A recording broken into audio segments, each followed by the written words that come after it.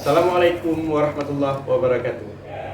Nama saya Abdullah, guru SMA Negeri 2 Langkahan, Kabupaten Aceh Utara. Mahasiswa PPG UIN Imam Bonjol Padang, batch 3, akan mempersembahkan video praktek real pembelajaran. Selamat menyaksikan, semoga bermanfaat. Terima kasih. Assalamualaikum.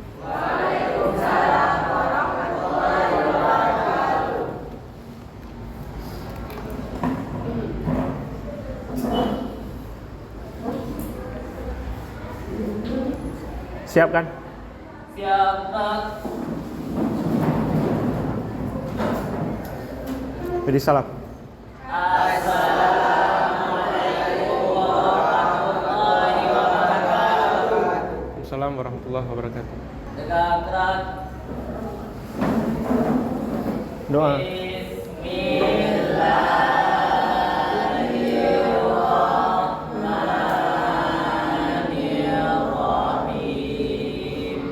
Rabbi sholli sadri wa yassirli amri wahlul 'uqdatam min lisani yafqahu qawli.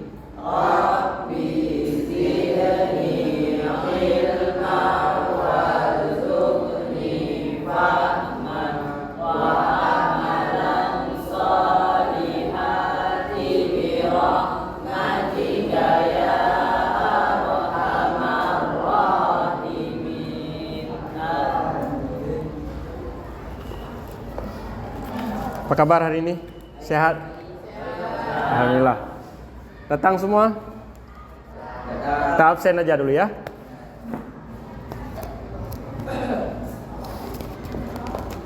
Agus Ramadan.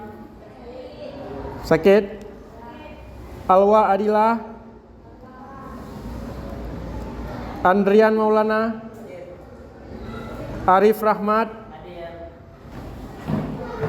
Apa kabar hari ini? Sehat? Oke, tolong bangun semua, bangun. Kita refleksikan diri dulu sebentar ya.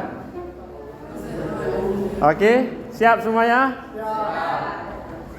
Ikutin petunjuk saya ya. Kalau Bapak bilang nanti kata hati pegang rambut, kalian pegang rambut. Kata hati pegang telinga, pegang telinga. Kata hati pegang hidung ya. Bapak mau lihat tingkat kefokusan kalian kayak mana. Oke? Kita mulai ya. Kata hati pegang rambut. Kata hati pegang telinga. Kata hati pegang mata. Pegang hidung. Oke, silakan duduk.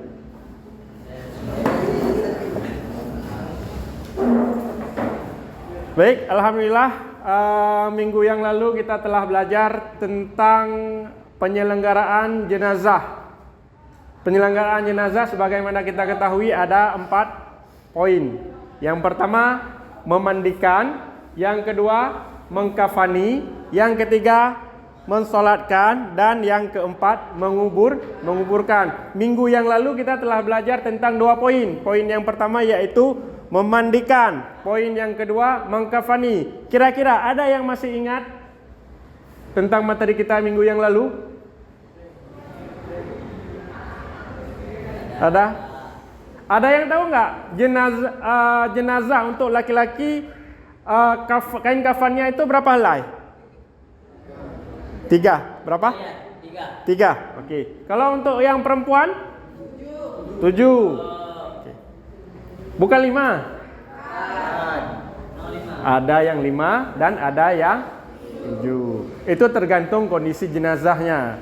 Kebiasaan disesuaikan. Kalau jenazahnya mungkin dalam keadaan tidak bisa dilakukan dengan 5 helai, maka akan ditambahkan 2 helai lagi. Oke, baik. Sekarang kita akan masuk pada poin ketiga dan poin keempat. Poin ketiga yaitu mensolatkan jenazah.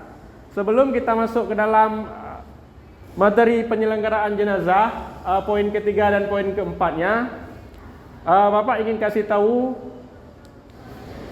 kompetensi dasarnya dulu. Kompetensi dasar kita Yang pertama, menerapkan penyelenggaraan jenazah sesuai dengan ketentuan syariat Islam. Yang kedua, menunjukkan sikap tanggung jawab dan kerjasama dalam penyelenggaraan jenazah di masyarakat. Yang ketiga, menganalisis pelaksanaan penyelenggaraan jenazah. Yang keempat, menyajikan prosedur penyelenggaraan jenazah. Kita hari ini, kompetensi dasar kita ini yang ingin kita capai, menunjukkan sikap tanggung jawab dan kerjasama dalam penyelenggaraan jenazah di masyarakat. Indikator pencapaiannya. Yang pertama, menerapkan penyelenggaraan jenazah sesuai dengan ketentuan syariat. Nah, kita hari ini sampai di sini nanti mempraktikkan penyelenggaraan jenazah menurut hukum Islam, menjelaskan tata cara bertakziah sesuai ajaran Islam, mempraktikkan jenazah, takziah dan ziarah sesuai dengan ajaran Islam. Yang terakhir nanti menyimpulkan hikmah manfaat tata cara penyelenggaraan jenazah. Nah, nanti kita akan nonton sedikit video tentang tawuran pelajar. Sebelum kita nonton video ini, tujuan dari pembelajaran kita yaitu diharapkan semua peserta didik nanti dapat menyelenggarakan salat jenazah itu sesuai dengan ketentuan syariat Islam. Di saat kita nanti menemukan ada keluarga, kerabat kita yang ditimpa musibah atau tetangga kita yang meninggal, kita sudah bisa melaksanakan salat jenazah dan ikut berkontribusi untuk menyumbangkan ilmu yang telah kita pelajari agar kita bisa mempraktekkan salat jenazah, memandikan jenazah, mengkafani jenazah dan menguburkan jenazah. Itu tujuan dari pembelajaran kita. Nah, sekarang Bapak ingin putarkan sedikit video tentang tawuran pelajar. Sebelum kita nonton video, sekarang kita bagi kelompok menjadi 4 kelompok. Oke, silakan dibagi kelompok ya. Oke, yang ini buat satu kelompok. Geser mejanya ya, atau balik aja. Oke. Ini kelompok satu, kelompok mensalatkan. Nah, kelompok 2, kelompok menguburkan. Kelompok 3, nanti kelompok 3 akan jadi jamaah salat jenazah. Ya. Kelompok 4 yang cewek jamaah takziah ya. Oke ya. Oke, sekarang kita nonton video pelajar yang tewas akibat tawuran.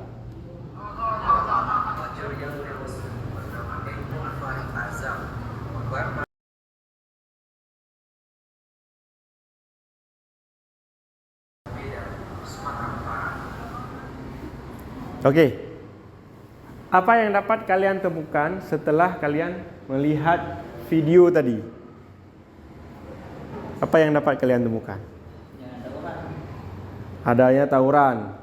Kemudian dalam tawuran itu adanya yang korban. Ada korban yang tewas. Korban yang tewas ini, yang jadi pokok permasalahan kita ini, korban yang tewas ini kan telah meninggal dia. Apa yang harus kita lakukan di saat kita menemukan orang yang meninggal? Apa kira-kira? Kelompok 3 apa? Memandikan. Terus?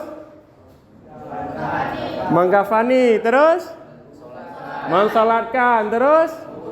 Nah, setiap kita menemukan orang yang meninggal, 4 unsur pokok utama itu yang harus kita lakukan. Yang pertama, apa tadi? Memandikan. Yang kedua, mengkafani. Yang ketiga, mensalatkan. Yang keempat, menguburkan. Oke. Sebelum kita lanjut, oke, ini materi minggu yang lalu tentang mengkafani jenazah. Hari ini kita belajar tentang mensalatkan jenazah. Pihak yang paling utama mensalatkan jenazah.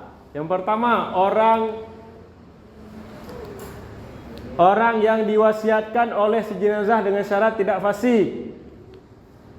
Ada 6. Ada 6 dia. Yang kedua, ulama atau pemimpin terkemuka di tempat tinggal jenazah. Yang ketiga, orang tua si jenazah dan seterusnya ke atas. Yang keempat, anak si jenazah dan seterusnya ke bawah. Yang kelima, keluarga terdekat. Yang keenam, kaum muslimin seluruhnya.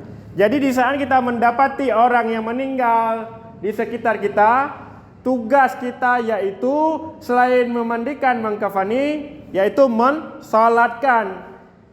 Apalagi yang meninggal itu keluarga terdekat kita. Jangan nanti kita pergi ke belakang. Di saat ada orang meninggal di rumah, mau sholat, kita ke belakang dengan berbagai macam alasan. Hal itu terjadi kenapa? Karena kita krisis ilmu. Tidak ada ilmu tentang sholat jenazah. Makanya hari ini kita diharapkan untuk bisa memahami dan belajar tentang tata cara penyelenggaraan jenazah itu sesuai dengan syariat Islam. Sekarang Bapak akan coba mempraktikkan sholat jenazah. Nanti sama-sama kalian lihat. Nanti setelah kalian lihat, kalian diskusi apa yang dapat kalian temukan setelah Bapak mempraktikkan sholat jenazah. Oke ya. Ini tolong diperhatikan semuanya. Tolong diperhatikan. Oke ya. Yang pertama, kita harus berdiri betul, menghadap kiblat. Ada jenazah di depan kita, jenazahnya juga menghadap ke kiblat. Syarat salat jenazah yang pertama, niat. Niatnya tidak sama seperti niat biasa. Kalau niat salat biasa ada rakaatnya. Kalau salat jenazah itu tidak ada rakaat, yang ada takbir. Berapa takbir salat jenazah?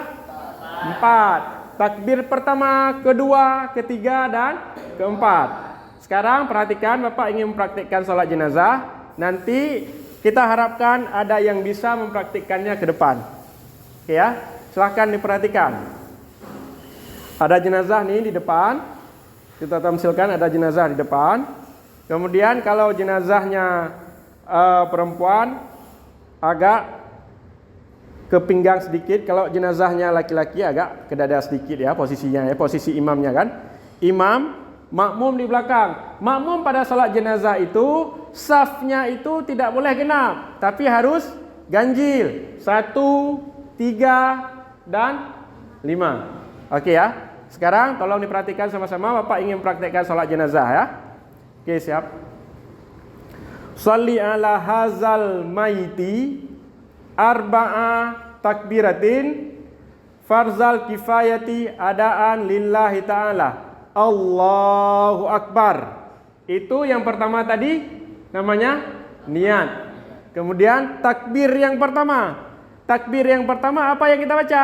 Surat Al-Fatihah. Bismillahirrahmanirrahim. Alhamdulillahirabbil alamin. Arrahmanirrahim. Maliki yaumiddin. Hingga akhir. Sampai dengan amin. Kemudian takbir yang kedua, Allahu Akbar. Apa yang kita baca? Salawat. Allahumma salli ala Sayyidina Muhammad wa ala ali Sayyidina Muhammad. Hingga akhir. Kemudian takbir yang ketiga, Allahu Akbar. Apa yang kita baca di takbir yang ketiga? Doa. Allahumma ghfir lahu warhamhu wa'afihi wa'fu anhu. Hingga akhir. Kalau yang cewek harus dibaca dengan Allahumma fir laha warhamha wa'afiha wa'fu anha hingga akhir.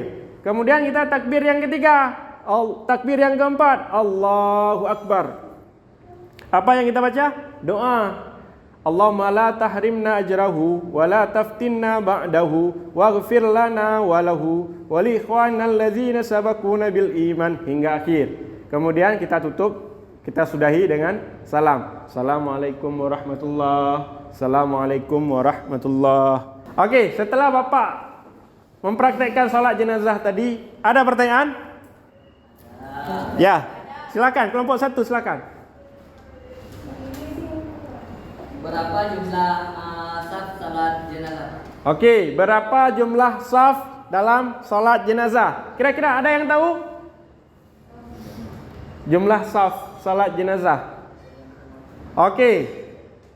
Nanti kita jawab. Ada yang lain pertanyaannya? Oke, silakan. Berapakah kedalaman kubur? Berapakah kedalaman kubur? Ada yang bisa jawab?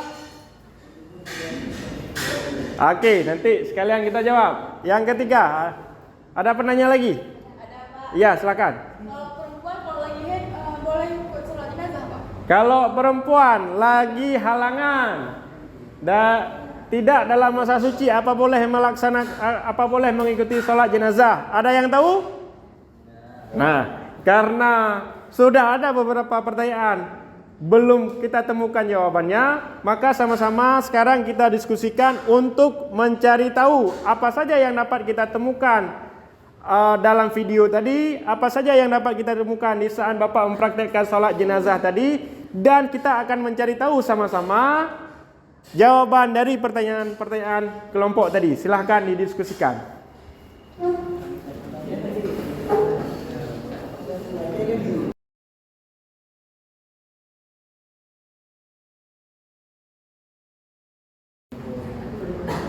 Udah siap? Udah. Sekarang sama-sama kita tampilkan kelompok mana yang udah siap? Kelompok 1 ya? Oke, silakan kelompok 1. Dibacakan hasil kerja kelompoknya. Berdiri.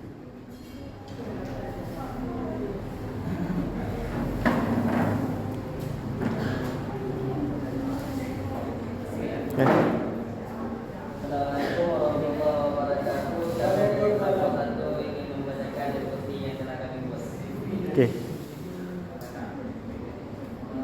Rukun salat jenazah.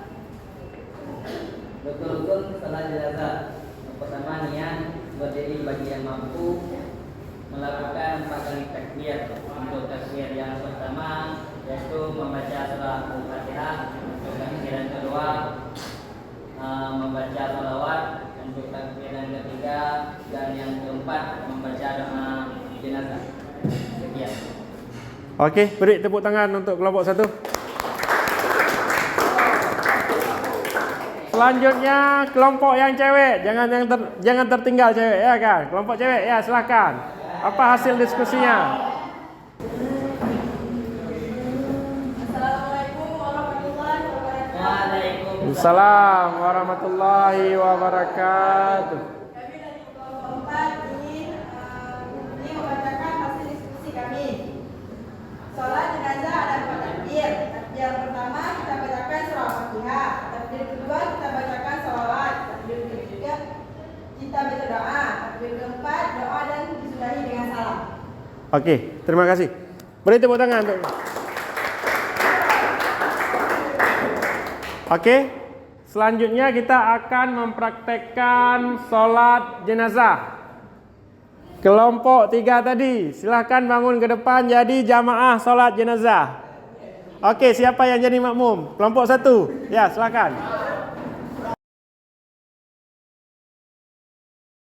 Tadi saf sholat jenazah itu kan ada pertanyaan tadi. Berapa saf sholat jenazah? Saf sholat jenazah itu ganjil. Bilangannya safnya itu harus ganjil. Jika memungkinkan membuat 3 saf, dibuat 3 saf. Jika tidak memungkinkan buat 3 saf, buat 1 saf. Kalau ini memungkinkan buat 3 saf, coba ke depan. Sini lagi di belakang imam. Rapat-rapat sikit. Satu orang lagi di depan. Satu orang lagi. Ya. Udah. Coba 2 orang lagi nak. 2 orang lagi coba.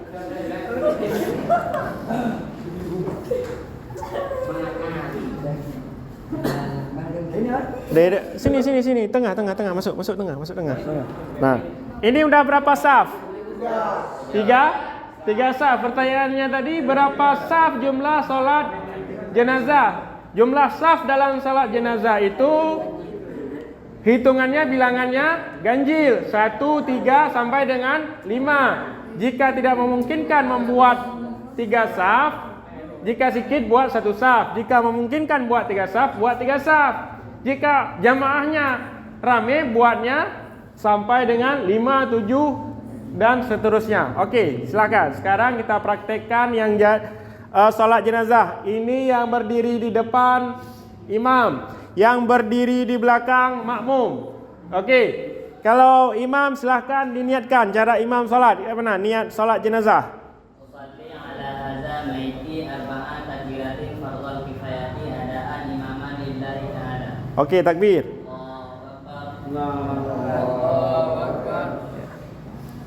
Silahkan. Terus lanjutkan. Bismillahirrahmanirrahim. Alhamdulillahi rabbil alamin. Arrahmanirrahim. Maliki yaumiddin. Iyyaka na'budu wa iyyaka nasta'in. Ihdinas siratal mustaqim. Siratal ladzina an'amta 'alaihim ghairil maghdubi 'alaihim waladdallin.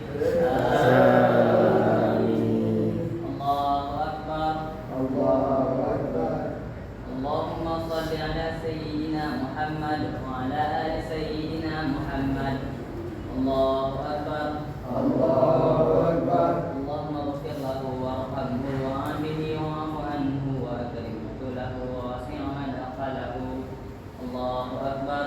Allahumma la tahrimna ajrahu wa la taftinna ba'dahu wa ighfir lana wa lahu wa li ikhwanina alladhina sabaquna bil iman. Assalamualaikum. Assalamualaikum warahmatullahi wabarakatuh. Assalamualaikum warahmatullahi wabarakatuh. Oke. Oke, silakan duduk. Masih ketawa aja kalian.